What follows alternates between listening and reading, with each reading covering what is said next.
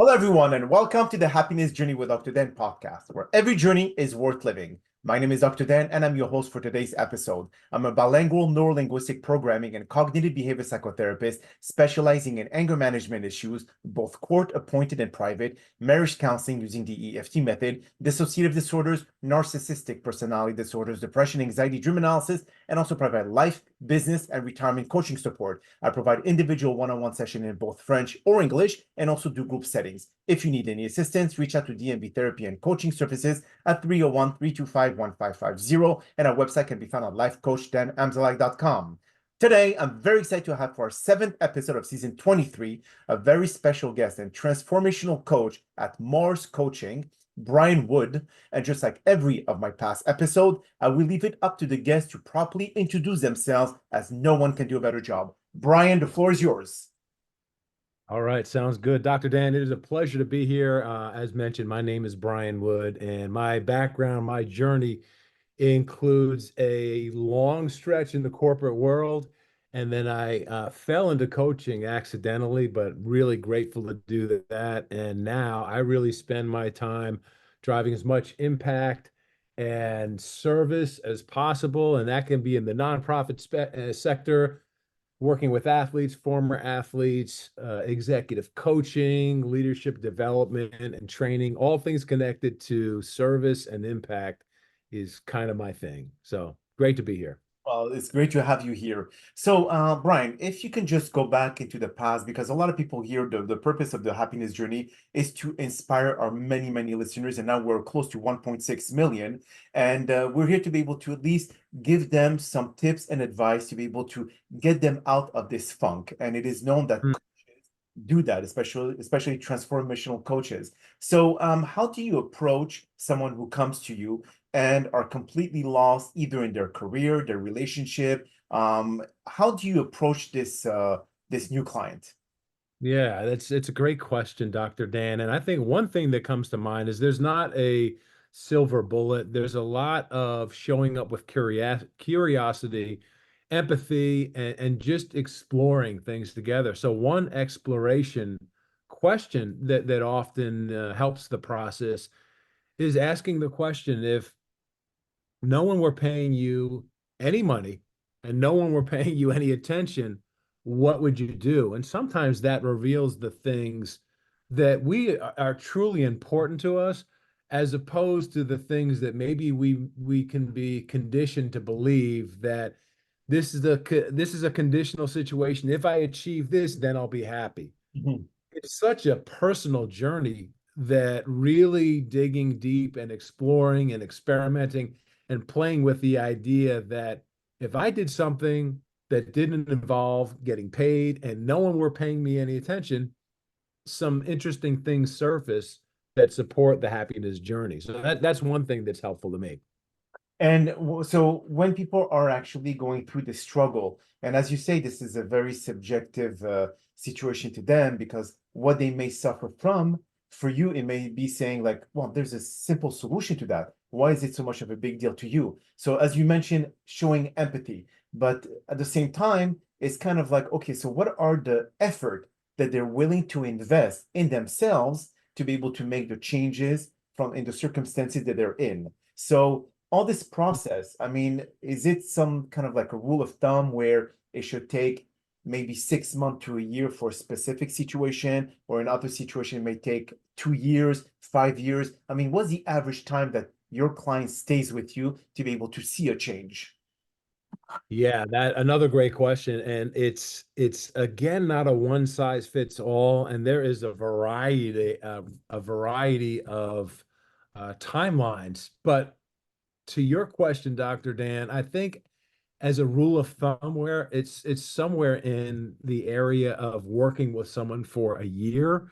But again, I don't want to label that as the one size fits all. If I reflect on the clients that I've worked with, it's usually in that time frame. That's the time frame that shows up most frequently to adjust the things that have created the mindset of the current situation, Correct. right? So to really change behaviors and habits and emotions and reactions and triggers and all those kinds of things, it takes a little time. It's not something that can be magically Yes. changed or fixed. And fixed is the wrong term because we're not broken. But the whole idea is to make sure that we really dig deep into the things that have created the things that have contributed to the mindset that we're trying to adjust.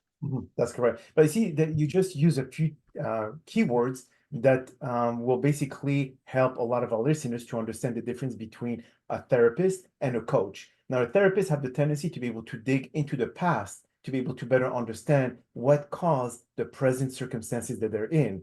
But a coach will look into the today to be able to have a better future. So in a Mm, timeline, we do have the past, present, and future. But then mhm. again, what hat to wear? Because as me as a cognitive psychotherapist, I have to Yeah. wear the hat of into the past and dig deep enough to be able to understand the problem into the present. But at the same time, as being a coach, I need to look into the future. So for me, I have the full timeline from a distant path or past that brings into the existing present to possibly change a future that no one has really any control over except Mm, the person seeking the help of a coach. mhm.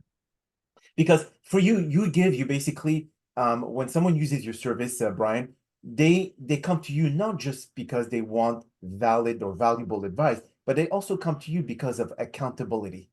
They know Right. that you're going to be standing behind them and tell them, okay, did you do the homework of our last session? Right. And just like a fitness trainer, I mean, I've been a fitness trainer for 30 years, and I know it's like they come to me when they're at the gym, they know they're going to work hard. But at the same time, when they're not at the gym, what do they do with their time?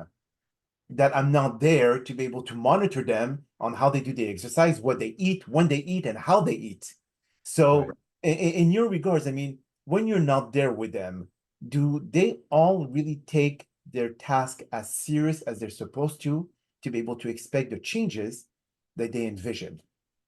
Yeah, so it is a mixed bag. And to your point, I'll say this, it's so important when you're serving clients that you don't show up in a way that's just, Dr. Dan, I just want you to feel good and enjoy the conversation. Hopefully, there is enjoyment along the way and happiness along the way. But part of happiness is creating sustainable results. And that comes from, as you mentioned and you alluded to, it's the accountability. It is not me showing up and hitting you over the head with a sledgehammer, but it is making sure that what we agreed upon is completed. And out of respect to you, working with you in your corner, I've got to ask you lots of follow-up questions, and I've got to customize those questions in a way that land with you appropriately. And what I mean by that is some people love phone calls. Some people really embrace voicemails. Not me. Don't ever leave me a voicemail. Some people love text messages. It could be a different form, but it's got to be a Dr. Dan, remember, I'm here. You agreed to this. I didn't make up this plan on my own, but I'm your teammate. And part of being a really good teammate is not letting you down. Like, I'm not going to let you down. You want to get to this level spiritually, professionally, personally, physically, whatever it is, and I'm not going to let you down. We're going to figure this out together. We're going to win this together. So there's got to be that accountability. That's such a good point. Now, I know that it is human nature, Brian, that people have the tendency to fear things that they don't know or the outcome of the things that they could not control. There is actually in the Stoicism philosophy, it says, and one of the modality talks about dichotomy of control, which is focus on the things that you Hmm. can control and not to put too much attention on the things that you can't.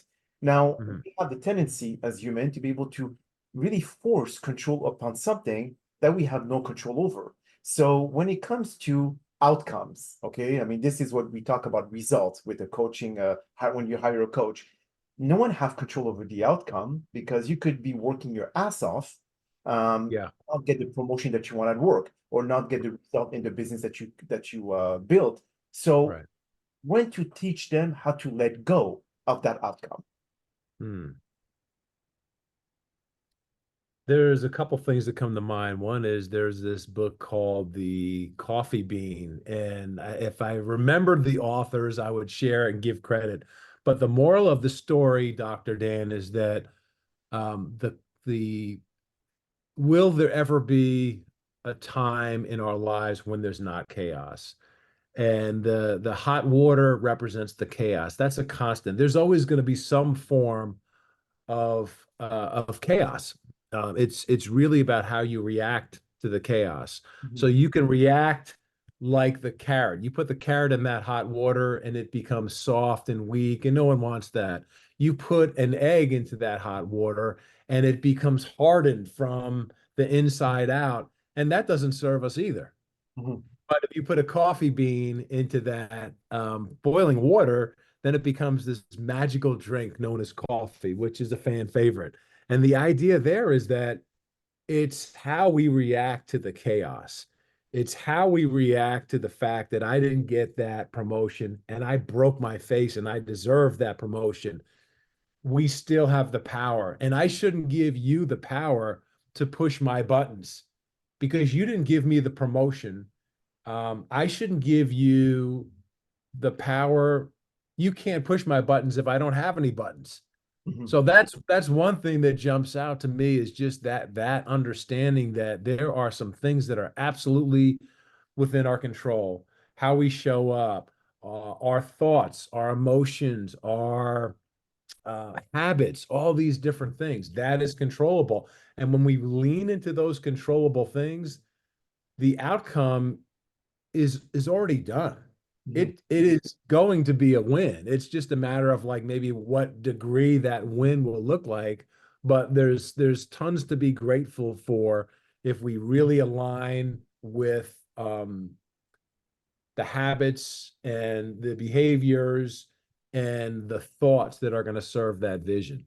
That's so true. And it's interesting because when you were giving the example of the carrot and the egg, I was smiling inside of my head because there's always a question that I ask people, and I don't use a carrot, I use the potato and the egg. Okay. Always tell them, said, what do you want to be after when you confront this hot water? Do you want to be something soft that becomes hard like the egg, or do you want to be something hard that becomes soft like the potato? How do Mm, you react to your environment? Is it going to be someone that you're going to fight or something that you're going to give up? So mm, both of them at the end result, they're both good to eat at the end.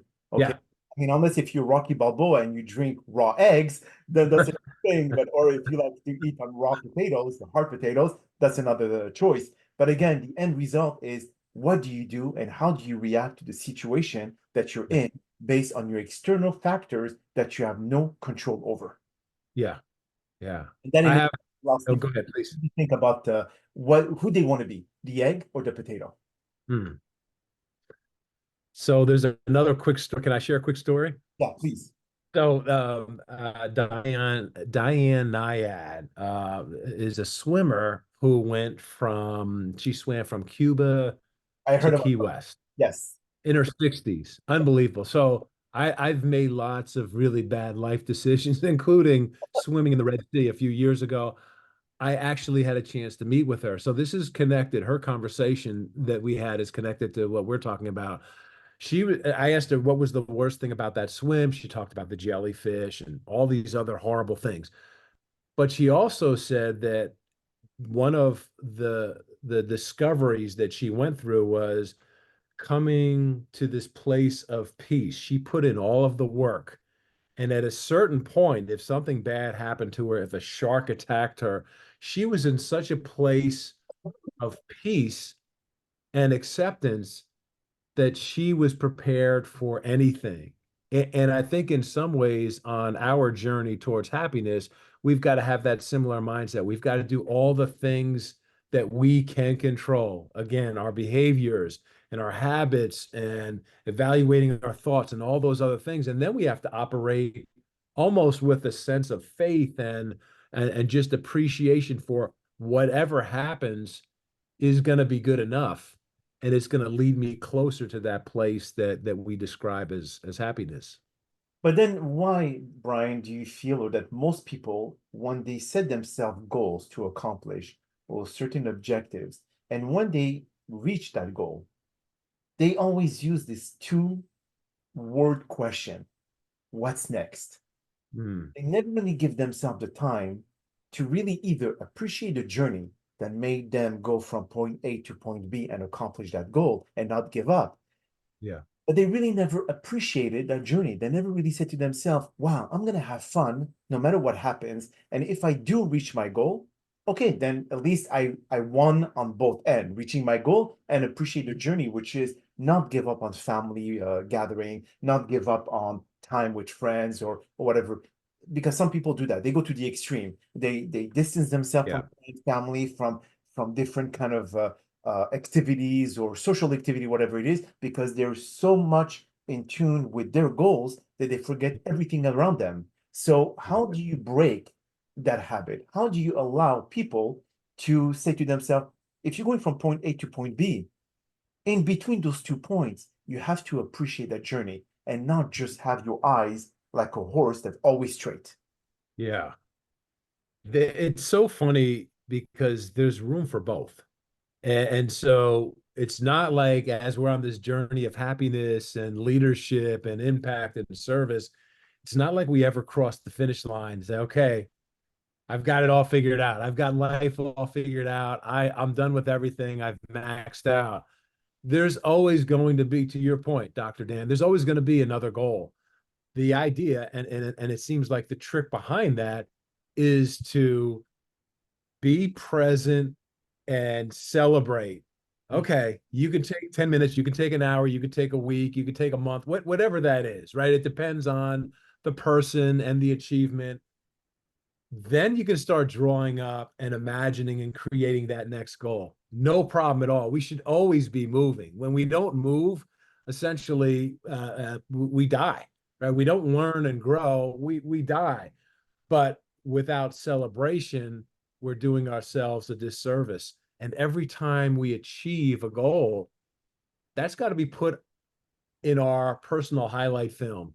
And that highlight film, we can run that over and over again. If you're having a bad day, if you've had a tough situation, you can lean into that highlight film of all these accomplishments that you've created, and then you can create the next goal and wash and repeat. So I think there's room for both, but I absolutely agree. Most people forget about, or for some reason just discount the importance of celebrating and recognizing our accomplishments. We've all done quite a bit, and we shouldn't forget that.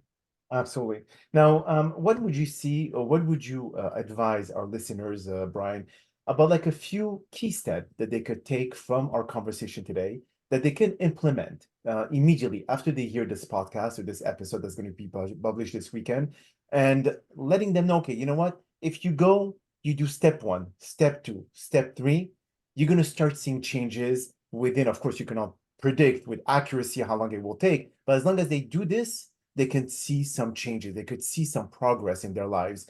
But like I said, for me, instead of like having to create a whole timeline of what they need to do, because every listeners definitely have their own challenges in their lives.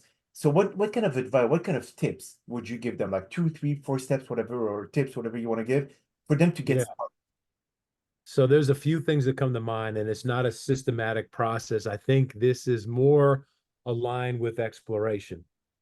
And as children, we have this these superpowers of creativity and imagination. So one component is getting back to that space. And that space could involve drawing a picture while listening to music, creating a collage, just seeing what shows up. When you're playing and you're experimenting with what your life could look like and what it should look like, playing can be just a superpower. Hmm. So that's one. And the other thing that is powerful to me is gratitude. So somehow keeping a gratitude log of just understanding, and very similar to what you just brought up, right? That celebration and being present. What shows up when you don't overthink things and you just document the things that you're most grateful for? And it could be something as simple as a great cup of coffee. It could be hung out with my dog and he didn't misbehave in a shocking development. It could be anything. And that usually creates momentum and brings us to a place where we understand, wow, I have even more things to be grateful for than I initially thought. And then the other one that comes up is the value of risk taking. Mhm. And if you play it safe, typically, and I'm not saying, do things that are just reckless, Yes. but but that's the disclaimer. But I am saying that if you don't really lean into the things you're most passionate about, even though people may laugh at you, even though you may not be really good at this, but you just love this, if you don't go after this or that, that's going to create some resentment and regret. And so whatever you do that could result in a stumble, a face plant, an embarrassing situation, but you're pursuing your passion, that pain is not going to be nearly as bad as the pain of regret and resentment and woulda, coulda, shoulda, all that kind of stuff. So those are a few things that jump out, Dr. Dan. Well, actually, I'm not sure if you know Prince Iya, or do you know this the guy that used a lot of rhyme and he's very inspirational. And he said that he went to go visit a hospice and he spoke to a lot of people on their deathbed. And Mm, what do you regret the most? And 99% of them said, I never regretted the things I did, even though they were bad. I mm, mostly regretted the things that I didn't do. right. And Wow. this is very Wow. common among everyone, is because I should have, would have, like you said, exact those exact word, is that what would have happened if the things that you did do, they failed, but at least you learned, you had an experience, versus Yeah. saying, if I would have done this and it would have succeeded, but I didn't do it. I had the intention, but I didn't do it. Yeah. Now I'm going to live for the rest of my life never knowing what would have been the outcome. Well, and I'll say this, Dr. Dan, that's great insight. I love that. And it makes me think of that exercise that we can all take advantage of. So instead of waiting for that to happen, we're all going, there's a limited amount of time. We're all going to be on our deathbed at one point. We can almost use the power of imagination to say, all right, let's just imagine a 90-year-old version of ourselves, and you're sitting with this person on the park bench. What does he or she tell us? And so I think, to your very point, when we imagine that, we go through the exercise, I seriously doubt that the voice would tell us, don't take chances, play it safe. Yes. Don't worry about living with passion and purpose or any of that stuff. Just make sure you go and work on that assembly line for the next 50 years. That's probably not what's being said. But we can tap into what message we might receive from an older version of ourselves. So I love that insight. Thank you. And you know what, actually, Brian, just you saying this gave me chills because, like when you watch the movie Back to the Future, this is Mm, the best time machine that you could ever wish for. If you write a journal about the 90-year-old version of yourself and you say, what kind of advice would this 90 version of yourself would give to your whatever age you are right now? And yeah, then you write it down, you say what you could have, because it's you, it's your thought process. So it will never change up until the 90, whenever you are 90 years old. But then it tells you, you know what, this, what you could have done then, you should have taken the chance, you should have jumped in it. And then you go yeah, back into that DeLorean time machine, into the yeah, present time, and you say, yeah. I'm going to take that chance. We are right now as young as we will ever be. Like this is, to your very point, Dr. Dan, this is the time machine. We will be looking back on this day years from now and say, oh, that, you know what? Those were some pretty good times. Yes. And again, to your point, wow, why didn't I? It'll either be, wow, why didn't I take a chance? Why didn't I bet on myself? Why didn't I live with purpose and urgency? Or it will be gratitude for, wow, I'm glad that I took that big swing and I impacted tons of lives. That is so true. And on that note, how can people find you, Brian? Because I know that just those few words that we've exchanged in the last few minutes of this podcast inspired me, actually. So imagine what it does to inspire all the other listeners. And for me, I've dealt with people with severe depression, suicidal thoughts, and so on and so forth. So I know that people out there are just hesitant to take a chance in their life. They're Mm, scared. They yeah. fear. They get the wrong projection from others who are too afraid of doing anything with their life.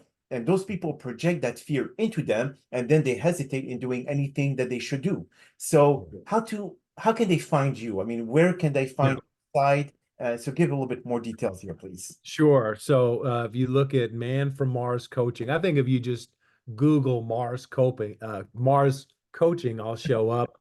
And I'm also a fan of text messages. So any hour, any day, you're not going to offend me with a text message at 602-733-4864. One of my passions is travel. So a normal business hour text message might be the middle of the night or super early in the morning, depending on where I'm at. Because I've been to a lot of places and I love to learn and travel and experience different things.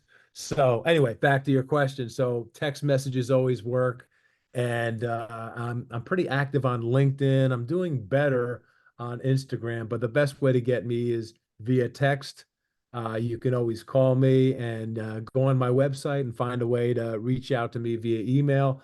But one thing I do want to stress, Dr. Dan, and you kind of mentioned this, that people are afraid because they feel like they're alone and they're on an island. And my mission is to help people understand that they're not alone. And when it feels like you are alone and no one's in your corner, I want to be the person who reminds you that I'm in your corner unconditionally, just like Dr. Dan is. So thank you.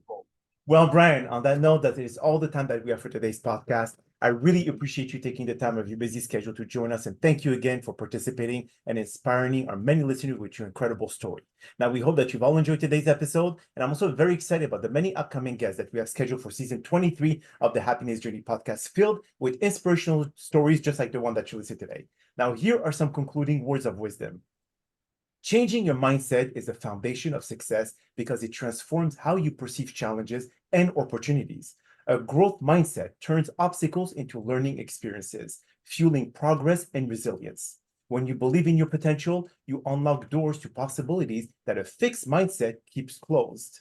By shifting your thought, you change your actions, leading to different outcomes. Success starts from within. By cultivating a mindset that embraces changes, perseveres through difficulty, and by envisioning greatness, you create a path to achieving your fullest potential. My name is Dr. Dan Amzallag, and you may all keep pursuing your amazing journey in life.